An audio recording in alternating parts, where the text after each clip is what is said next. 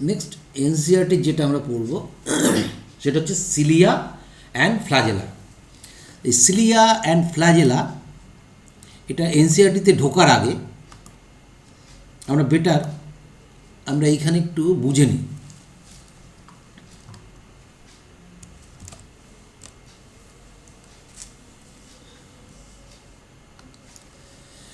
দেখো, সিলিয়া और फ्लैजेला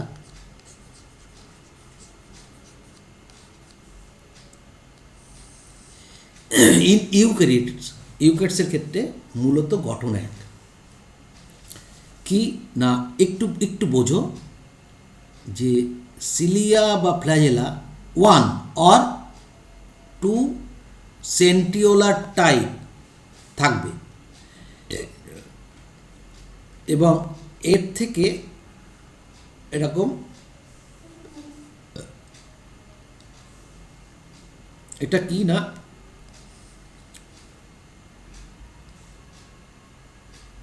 একটা কোষ মনে করো, যে কোনো একটা এক কোষই মনে করতে পারো, তোমার মনে করো ক্লামাইডোমোনাস ধরতে পারো, তাও হবে। তুমি রেসপিরেটরি ট্র্যাকে যে সিলিয়েটেড এপিথেলিয়াম আছে সেটাকেও ধরতে পারো, ওভিডাক্টে যে সিলিয়েটেড এপিথেলিয়াম আছে তাকেও ধরতে পারো, কোনো অসুবিধা নেই। এটা কি বলা হচ্ছে না, এক্সটেনশন অফ সেল মেমব্রেন। এই যে সেল মেমব্রেন, এই সেল মেমব্রেনের এরকম এক্সটেনশন, ঠিক আছে। তাহলে এক্সটেনশন থেকে এখান থেকে কী হচ্ছে না, এখান থেকে এরকম গিয়ে এরকম তৈরি হয়েছে, মোটামুটি ধরে নাও এরকম তৈরি হয়েছে। তাহলে এটাকে বলছি সেল মেমব্রেন, ঠিক এটাও সেল মেমব্রেন, একই জিনিস। এটাকে ফ্ল্যাজেলা বা সিলিয়া বলতে পারো, যাই মনে করো। গঠন এক, ফাংশন আলাদা, সাইজ আলাদা, নাম্বার আলাদা, কিন্তু স্ট্রাকচারই এক, ফ্ল্যাজেলা এবং সিলিয়া। তো এই অংশটাকে বলছি আমরা ব্লেফারোপ্লাস্ট,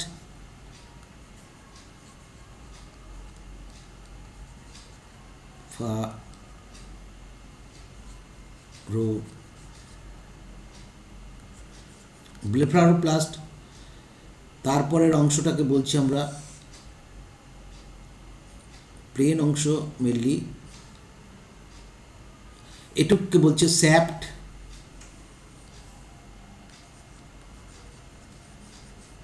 স্যাপ্ট অংশ। এই স্যাপ্টের এই ভেতরের যে অংশটা, এটাকে বলছি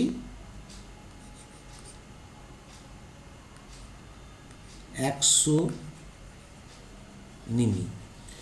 এই অ্যাক্সোনিমি যখন এখান থেকে ক্রস সেকশন করব তখন পাবো 9+0। কেন না, এবং 9 হচ্ছে ট্রিপলেট,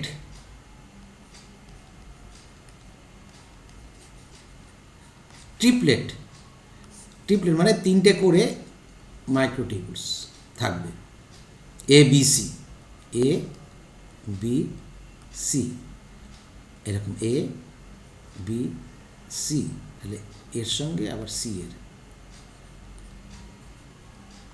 পরে আসছে। আমি যদি এখান থেকে সেকশন করি তাহলে পাবো কি, একদম শুধু এরকম দেখতে পাবো, মানে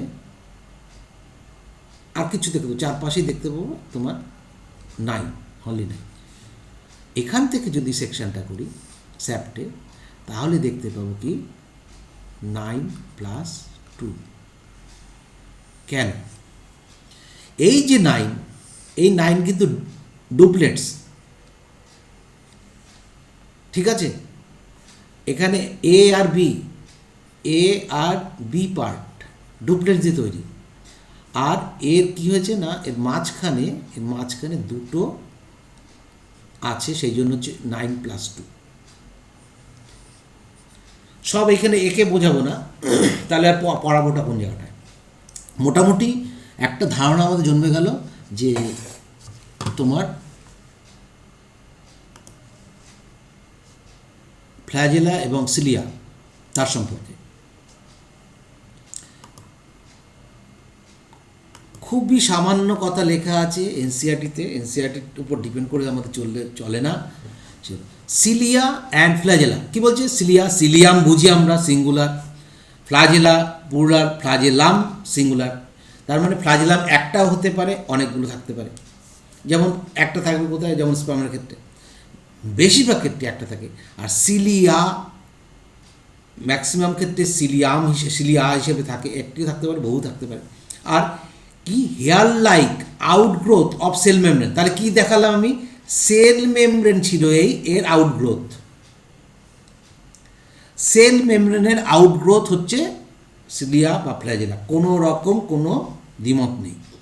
সিলিয়া আর স্মল স্ট্রাকচার, সিলিয়াকে কি বলা হচ্ছে? Small structure works like a oar বা স্কাল, মানে বৈঠার মতন কাজ করবে, একই দিকে ঘুরবে, একই দিকে চলবে। ঠিক আছে, যেমন কি বলবো, একই মানে চিরুনির যে ফলাগুলো আছে সেগুলো যদি নরম হয়, তুমি যদি একদিকে বাঁকাও, যেমন একদিকে বাঁকবে, একই দিকে সেম ডিরেকশানে সেমভাবে বাঁকবে, এটা হচ্ছে সিলিয়ার কাজ। কিন্তু ফ্ল্যাজেলের কাজ কিন্তু তা নয়। ঠিক আছে, সেই জন্য বলা হচ্ছে like oars causing movement of either of the cell, কাকে নাড়াতে সাহায্য করে? কোষকে মুভমেন্ট করতে সাহায্য করে, অর সারাউন্ডিং ফ্লুইডস। যেমন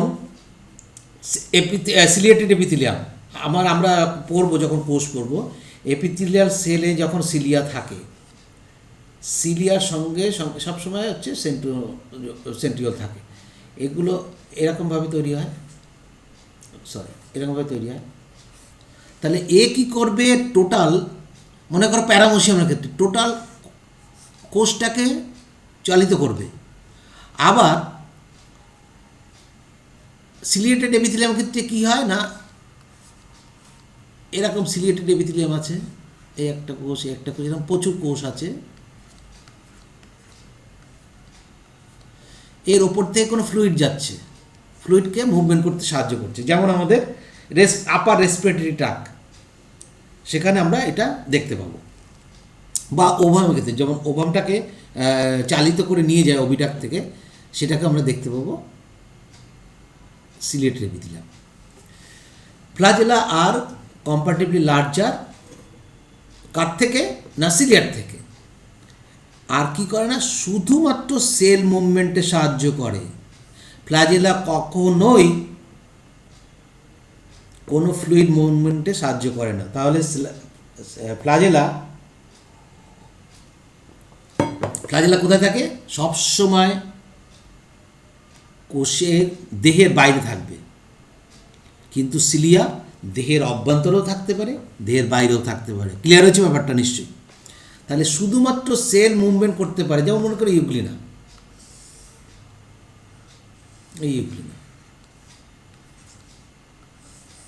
একটা ফ্ল্যাজেলা সেল মুভমেন্ট করতে সাহায্য করছে। ঠিক আছে, তুমি ধরতে পারো এই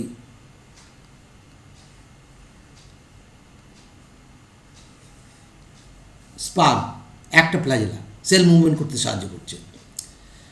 দ্য প্রোক্যারিওটিক ব্যাকটেরিয়া, তোমার এনসিইআরটিতে লিখেছে, দেখো, প্রোক্যারিওটিক ব্যাকটেরিয়া নিশ্চয়ই ইউক্যারিওটিক হয় না, হয় কি? তাহলে ব্যাকটেরিয়া সবসময় প্রোক্যারিওটিক হয়। যাই হোক, এটা আমরা ক্ষমা ঘেন্নার চোখে দেখতে হবে। Mainly the bacteria also possess flagella, তাহলে ব্যাকটেরিয়া ফ্ল্যাজেলা থাকে, বাট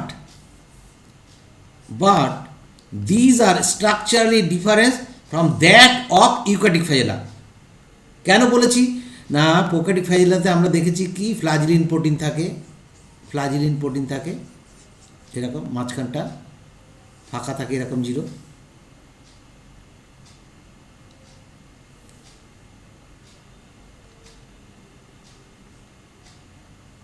ঠিক আছে, আর ইউক্যারিওটিক ফ্ল্যাজেলা নর্মালি আমরা যদি দেখি 9 ট্রিপলেটস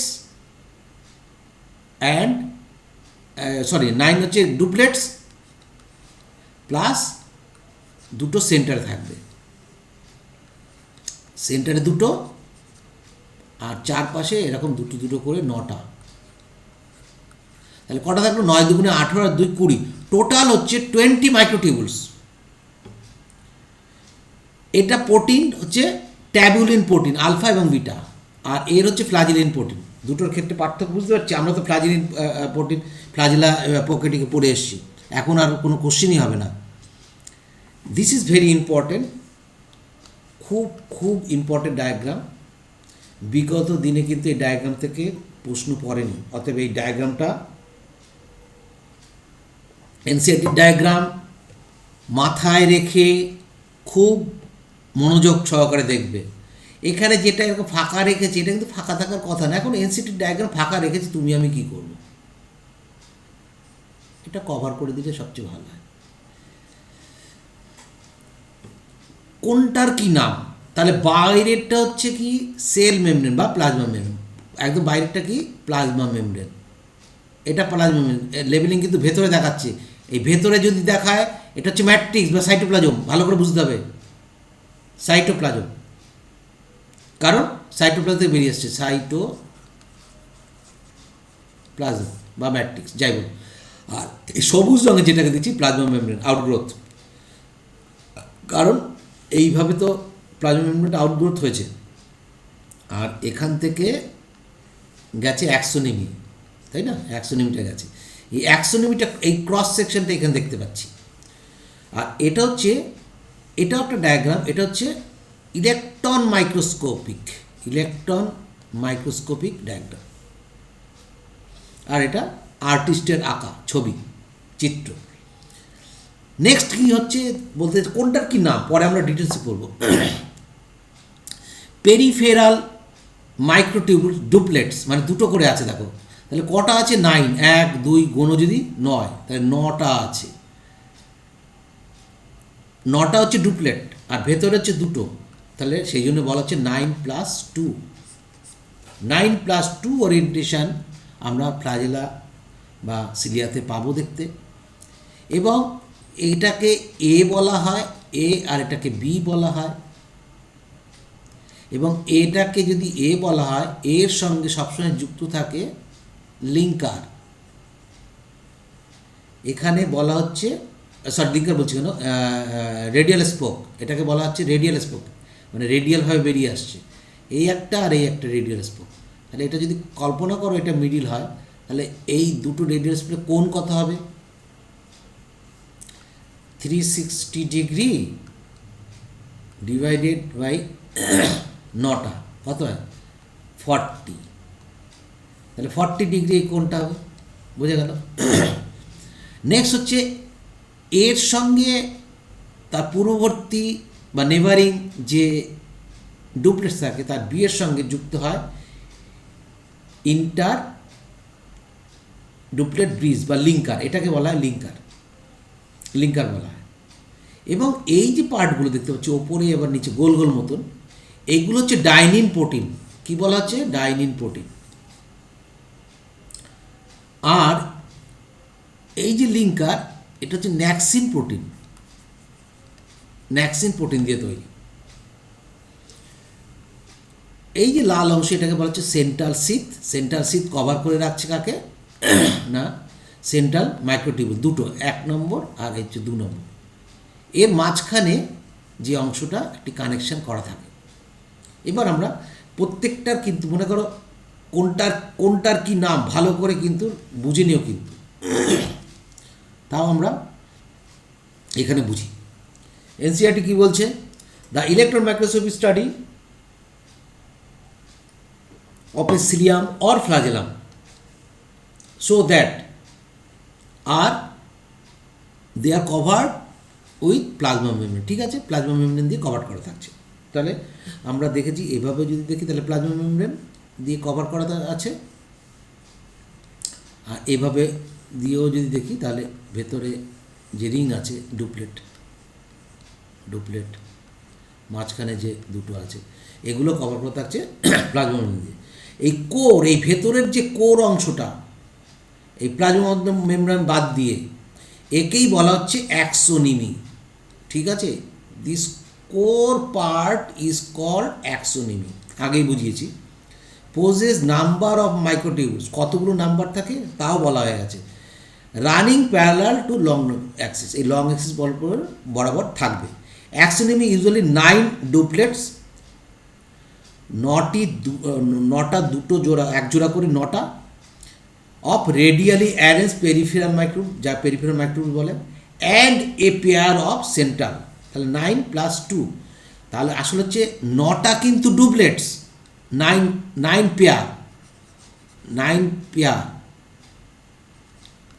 9 পেয়ার বা 18টা হচ্ছে মাইক্রোটিউবুল, 9 পেয়ার হচ্ছে ডুপ্লেটস। আর সিংলেট হচ্ছে 1 পেয়ার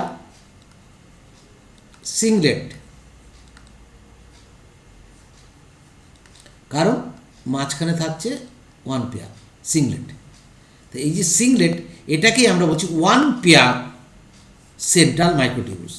তাহলে 1 পেয়ার, সেই হিসাবে আমরা বলতেই পারি 1 pair. Such an arrangement of axonemal microtubules is referred to as 9 + 2 array. কী বলা হচ্ছে? 9 + 2। এই 9 + 2 কিন্তু ফ্ল্যাজেলার সব অংশে থাকে না, সেটা আমরা বুঝে নেব। অ্যাক্সোনেমিতে কী বলছে? 9 pair of doublets plus 1 pair or 2 singlet, total হচ্ছে কটা থাকবে? 20 মাইক্রোটিউবুলস। কারণ এইখান থেকে কিন্তু কোশ্চেন করবে বাবা বিভিন্নভাবে, তুমি কিন্তু বুঝে নিও। 9 + 2 সজ্জা, কিন্তু 9টা হচ্ছে পেয়ার, আর 1 পেয়ার ওটা হচ্ছে সিংলেট, দুটো একক করে। তাহলে টোটাল কটা মাইক্রোটিউবুলস? এভাবে প্রশ্ন করতে পারে। আর্ম অফ এ টিউবুল, ওখানে দেখাচ্ছিলাম না, এই এ আর এই বি, তাহলে বলছি আর্ম, এই যে আর্ম উপরে আর্ম দেখাচ্ছিলাম, arm of B tubule consist of enzyme, কি বলছে? ডাইনিন। তাহলে এই যে অংশটাকে, এটাকে ডাইনিন প্রোটিন বলছি। Similar to myosin muscle, dynein have the ability of hydrase করতে পারে। এই জন্যই তো ফ্লাজেলা এবং সিলিয়া স্টেট ছিল, এরকম বাঁকতে পারছে, কারণ কি? সে এনার্জি নিয়ে কীরকম করছে না, এই যে ডাইনিন প্রোটিন থাকছে, এই ডাইনিন প্রোটিনটাকে আমরা দেখব পরবর্তীতে কেন বাঁকতে পারছে। Dynein protein ability to hydrolyse ATP and liberates energy for ciliary or flagellar movement করতে সাহায্য করছে। দ্য সেন্ট্রাল টিউবুল, এনসিআরটিতে ফিরে আসলাম, central tubules are connected by a bridge. এই সেন্ট্রাল টিউবুলস যে ছিল তারা একটা central tubule, and also enclosed by central sheath. তাহলে সেন্ট্রাল টিউবুল, এই যে সেন্ট্রাল সিথ এটা, আর এই যে সেন্ট্রাল টিউবুল দুটো আছে, এই একটা টিউবুল, এটা একটা ব্রিজ দিয়ে যুক্ত করা আছে। এই যে sheath which is connected one of the two, তাহলে এই এ আর এই বি বাইরে পেরিফেরাল, মনে করো এ আর এই বি, এটা হচ্ছে পেরিফেরাল ডুপ্লেট। বলছে which connected to one of the tubules of each peripheral tubules. দেখো, তোমাকে এনসিআরটি বুঝে নিতে হবে। এনসিআরটি কিন্তু বেশি কিছু বলেনি, ডায়াগ্রাম দিয়েও বোঝায়নি। তাহলে এর সঙ্গে যুক্ত থাকবে ন্যাক্সিন প্রোটিন থেকে, যাকে বলবো আমরা radial spoke, that is radial spoke. তাহলে কটা রেডিয়াল স্পোক হবে? 9টা যদি ডুপ্লেটস থাকে তাহলে 9টা হবে radial spoke. Thus there are 9 radial spoke.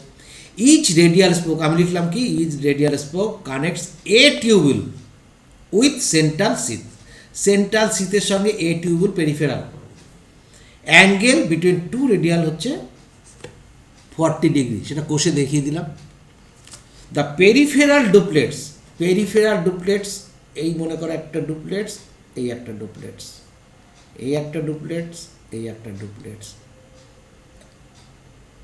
এখানে ডুপ্লেটস, এখানে ডুপ্লেট, এরকম 9টা আছে, আর এই মাঝখানে 2টো আছে, এবং এর চারপাশে শীত আছে। কি বলছে, পেরিফেরাল ডুপ্লেট যদি এটা যদি এ হয় তাহলে এটা বি, তাহলে এটা বি, এটা এ ধরে নিচ্ছি, হ্যাঁ। তাহলে কি বলছে, peripheral doublets, this is peripheral doublets are also interconnected by linker.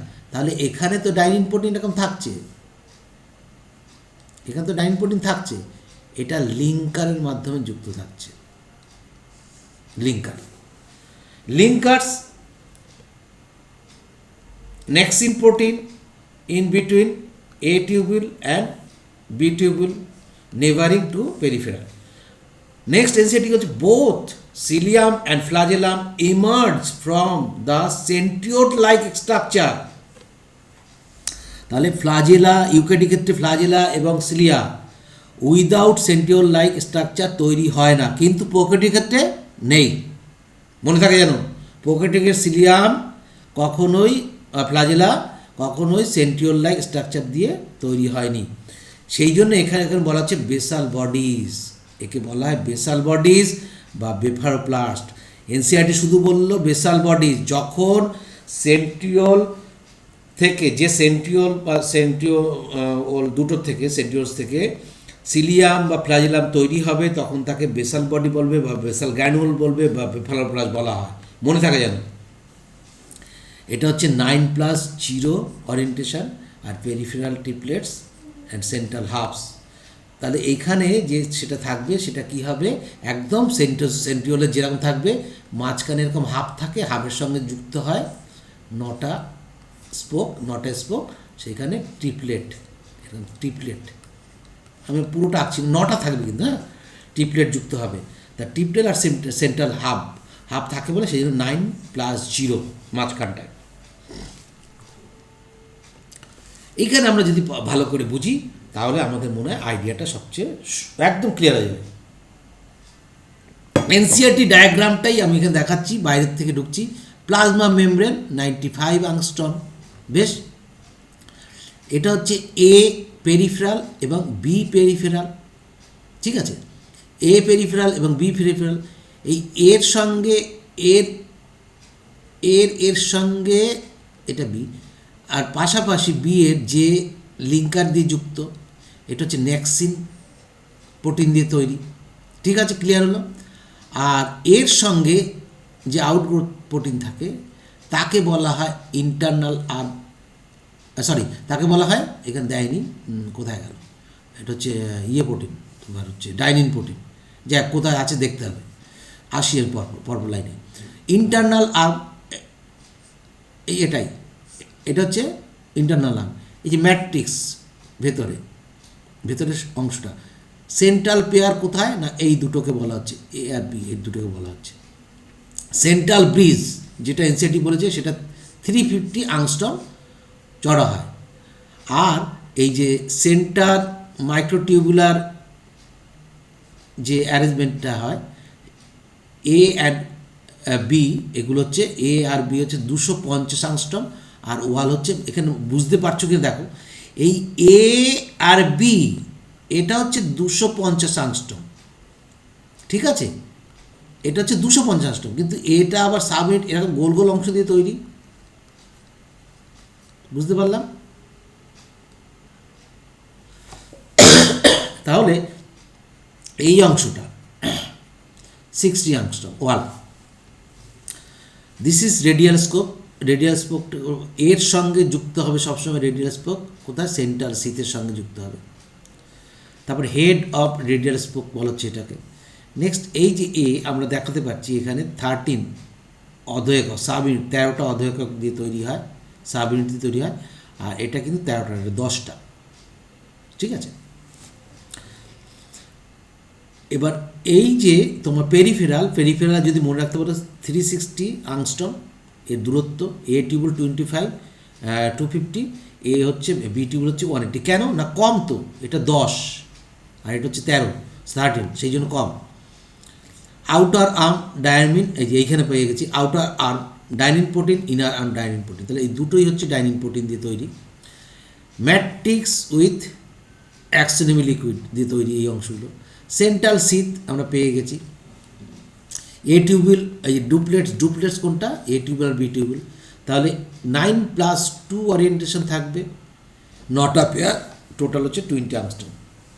Cross sectional view of flagellum and cilium কোথায়?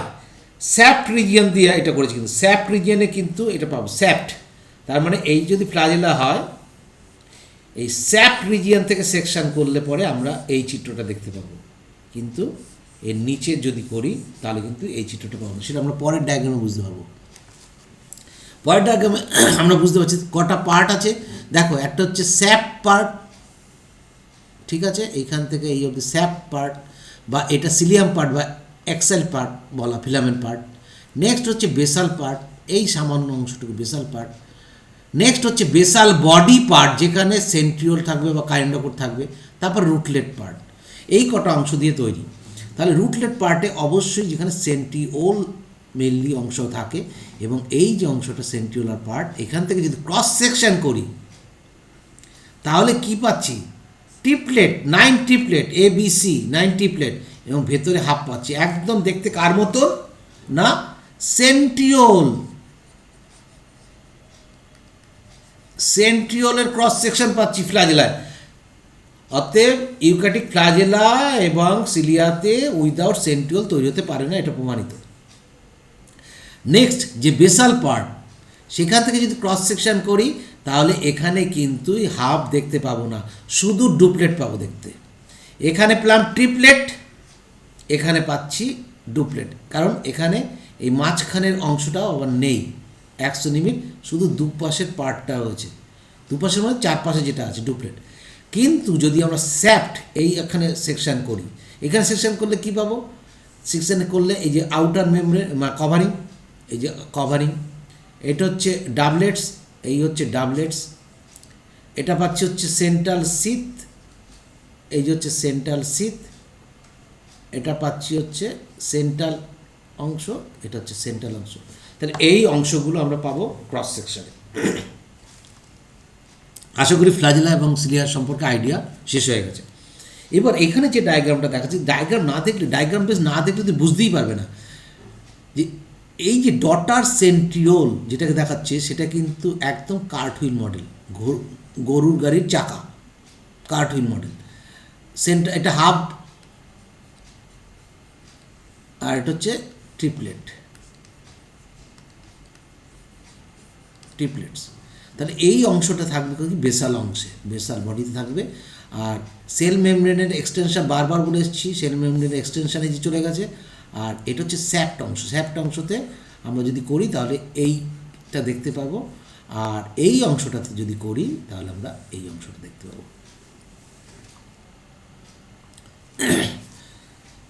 নেক্সট হচ্ছে সিলিয়া ফ্লাজেলা সম্বন্ধে আমরা আরেকটু জানতে চাই, যেটা হচ্ছে সিলিয়া লাইন কোথায়? Epithelial tissue of upper respiratory ট্র্যাকে আমরা দেখতে পাবো হিউম্যানের ক্ষেত্রে, যেমন আমাদের ট্র্যাকেতে দেখতে পাবো। এছাড়া প্যারামোসিয়ামও দেখতে পাবো। প্যারামোসিয়ামের আমরা ছবিটা তো আমাদের মনেই আছে, প্যারামোসিয়ামে এই যে বাইরের থেকে এরকম সিলিয়া থাকে, এই সিলিয়ার এখানে দুটো নিউক্লিয়াস থাকে, মাইক্রো আর ম্যাক্রো। এখানে ভ্যাকুল থাকে, ঠিক আছে, ভ্যাকুল থাকে, এরকম দেখতে মোটামুটি। এটা গালফ। সিলিয়া লাইন ওভিডাক্ট পুশ, এগকে পুশ করতে সাহায্য করে এই সিলিয়া লাইন, মানে একদিকে মুভমেন্ট করে। Non motile cilia detect signal, non motile যে সিলিয়া মোটাইল হবে না, দু ধরনের সিলিয়া আছে পরে জানবো, এরা কিন্তু শুধুমাত্র সিগন্যালকে ডিটেক্ট করার জন্য অভ্যস্ত। ফ্লাজেলা অ্যালাউ স্পার্মকে সাঁতার কাটতে সাহায্য করে ফ্লাজেলা।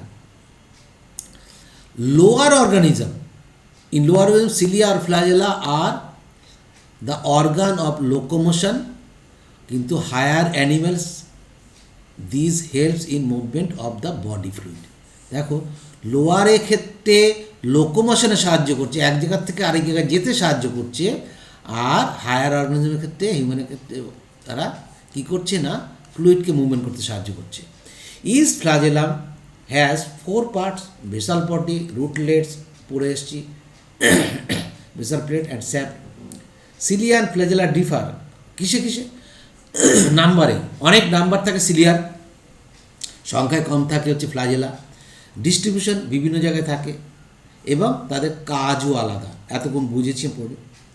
ক্যালমোডোলিন এটা একটু দেখে নিও, ক্যালসিয়াম প্রোটিন কমপ্লেক্স, হ্যাঁ, এটা এনজাইম রেগুলেটস করে, এই এনজাইমটা মাইক্রোটিউবুলস এইগুলোকে রেগুলেটস করে, ফিলামেন্টসকে। ফ্ল্যাজেলা আর সিলিয়ার যে পার্থক্যটা, স্মল সাইজ, এটা long size, few number, large, very large number. এদের মুভমেন্ট কোঅর্ডিনেট, শৃঙ্খলাবদ্ধ, একই দিকে, পেন্ডুলার। আর এদের বিটস করছে ইন্ডিপেন্ডেন্টলি, আন্ডুলেটিং মুভমেন্ট, একদম ঘড়ির এর মতন আন্ডুলেটিং মুভমেন্ট। আর এটা কোঅর্ডিনেট, এটা যদি এদিকে করে পরেরটাও এদিকে যাবে, পরেরটাও এদিকে যাবে। তাহলে এটা কি পাওয়ার স্ট্রোক আর রিকভারি স্ট্রোক দুটো হয়। একটা হচ্ছে পাওয়ার স্ট্রোক, পাওয়ার স্ট্রোক করার পরে, পাওয়ার স্ট্রোক করলো, মনে করো এই ছিল সিলিয়াটা, তাহলে এ কী করলো, পাওয়ার স্ট্রোক করলো। পাওয়ার স্ট্রোক করার পরে একে ফিরে আসতে হচ্ছে, যখন ফিরে আসছে যখন, তখন রিকভারি স্ট্রোক। তাহলে ফার্স্ট পাওয়ার স্ট্রোক, দেন রিকভারি স্ট্রোক হয়, এগুলো এদের হয় না। এটা লোকোমোশন, অ্যাটাচমেন্ট, ফিডিং, সেন্সেশনের জন্য দায়ী সিলিয়া। আর এটা ফ্ল্যাজেলা অনলি লোকোমোশন।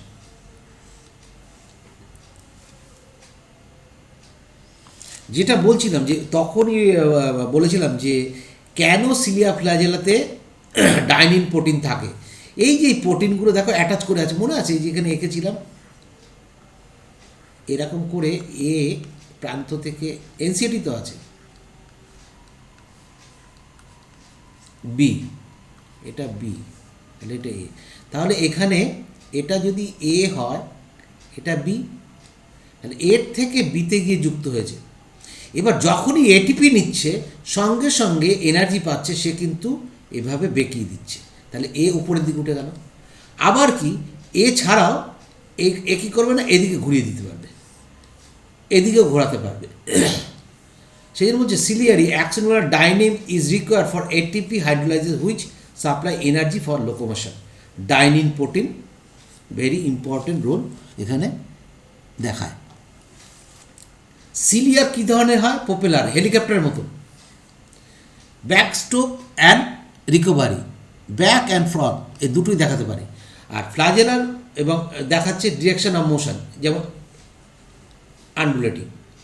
আর এর ক্ষেত্রে ডিরেকশন মানে এরকম ঘুরপাক খাচ্ছে, যেমন এইটা দেখা যাচ্ছে প্যারামোশিয়ামের ক্ষেত্রে, একদম পুরো এরকমভাবে ঘুরতে থাকে।